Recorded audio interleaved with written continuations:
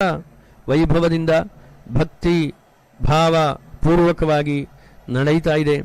ಅನೇಕ ಜನರು ತಮ್ಮ ತಮ್ಮ ಸೇವೆಗಳನ್ನು ಮಾಡ್ತಾ ಇರುವಂಥದ್ದು ನಾವು ನೋಡ್ತಾ ಇದ್ದೇವೆ. ಆ ಪಲ್ಲಕ್ಕಿಯ ಸಮೀಪದಲ್ಲಿ ನರ್ತನವನ್ನು ಮಾಡ್ತಾ ಆ ತಾಳಗಳನ್ನು ಹಾಕುತ್ತಾ ಭಜನೆಯನ್ನು ಮಾಡ್ತಾ ಆ ದೇವಿಯ ಗುಣಗಾನ ಕೀರ್ತನೆಯನ್ನು ಮಾಡ್ತಾರೆ. ನಿರಂತರವಾಗಿ ಆ ದೇವಿಯ ಸ್ತುತಿಯನ್ನು ಮಾಡ್ತಾ ಇರುವುದನ್ನು ನಾವು ನೋಡಬಹುದು. ಜಗದ್ಗುರು ಮಹಾಸ್ವಾಮಿಗಳವರು ಆ ರಜತ ಪಲ್ಲಕ್ಕಿಯಲ್ಲಿ ಆಸೀನರಾಗಿ ಭಕ್ತರಿಗೆ ಅನುಗ್ರಹವನ್ನು ಮಾಡ್ತಾ ಇರುವುದನ್ನು ಕಾಣ್ತಾ ಇದ್ದೇವೆ. ಎಲ್ಲ ಭಕ್ತರು ಆ ಜಗದ್ಗುರುಗಳವರ ದರ್ಶನವನ್ನು ಮಾಡಿ ಅತ್ಯಂತ ಧನ್ಯತೆಯನ್ನು ಹೊಂದುತ್ತಾ ಇದ್ದಾರೆ.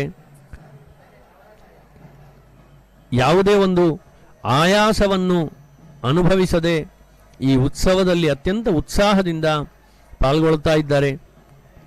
ಜನರು ಅತ್ಯಂತ ಪ್ರಶಾಂತರಾಗಿ ಆ ಉತ್ಸವದಲ್ಲಿ ಯಾವುದೇ ಒಂದು ನೂಕುನುಗ್ಗಲಿಲ್ಲದೆ ಅತ್ಯಂತ ಭಕ್ತಿ ಭಾವಗಳಿಂದ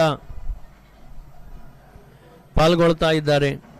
ಇದೀಗ ಆ ಪಲ್ಲಕ್ಕಿ ಉತ್ಸವ ರಾಜ ಗೋಪುರದ ಸನಿಹಕ್ಕೆ ಬಂದಿರುವಂಥದ್ದು ನಾವು ನೋಡ್ತಾ ಇದ್ದೇವೆ.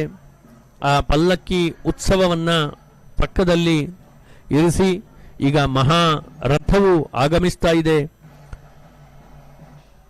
ರಾಜ ಗೋಪುರದ ಮುಂಭಾಗದಲ್ಲಿ ಆ ಮಹಾರಥೋತ್ಸವ ನಡೀತಾ ಇದೆ.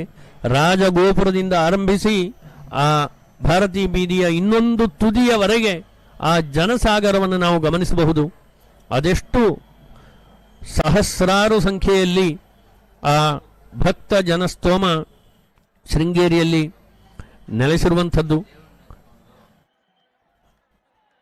ರಾಜಗೋಪುರದ ಸಮೀಪದಲ್ಲಿ ಆ ರಥೋತ್ಸವ ಸಂಪನ್ನಗೊಳ್ಳುತ್ತದೆ.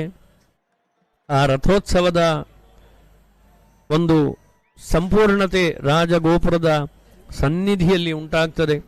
ಅದಾದ ನಂತರ ಮತ್ತೆ ಆ ಉತ್ಸವ ಮೂರ್ತಿಯನ್ನು ಶಾರದಾಂಬಾ ದೇವಾಲಯದತ್ತ ತರಲಾಗ್ತದೆ. ನಾವು ನೋಡಬಹುದು ಆ ರಥದ ಹಿಂಭಾಗದಲ್ಲಿ ಸಂಪೂರ್ಣವಾಗಿ ಜನಸಾಗರ, ಸಹಸ್ರಾರು ಮಂದಿ, ಸಹಸ್ರ ಸಂಖ್ಯೆಗಳಲ್ಲಿ ಆ ಭಕ್ತರು ಶಾರದಾ ಮಾತೆಯ ದರ್ಶನಕ್ಕಾಗಿ ಬಂದಿದ್ದಾರೆ. ಆ ಶಾರದಾ ಮಾತೆಯ ದಿವ್ಯ ಮಹಾರಥೋತ್ಸವ ಇದೀಗ ಸಂಪನ್ನಗೊಂಡಿದೆ. ಎಲ್ಲ ಭಕ್ತರು ಕರತಾಡವನ್ನು ಮಾಡ್ತಾ ಜಯಘೋಷವನ್ನು ಮಾಡ್ತಾ ಇದ್ದಾರೆ. ಆ ಎಲ್ಲ ಕಲಾ ತಂಡಗಳಿಗೆ ಜಗದ್ಗುರು ಮಹಾಸ್ವಾಮಿಗಳವರು ಸಂಪೂರ್ಣವಾಗಿ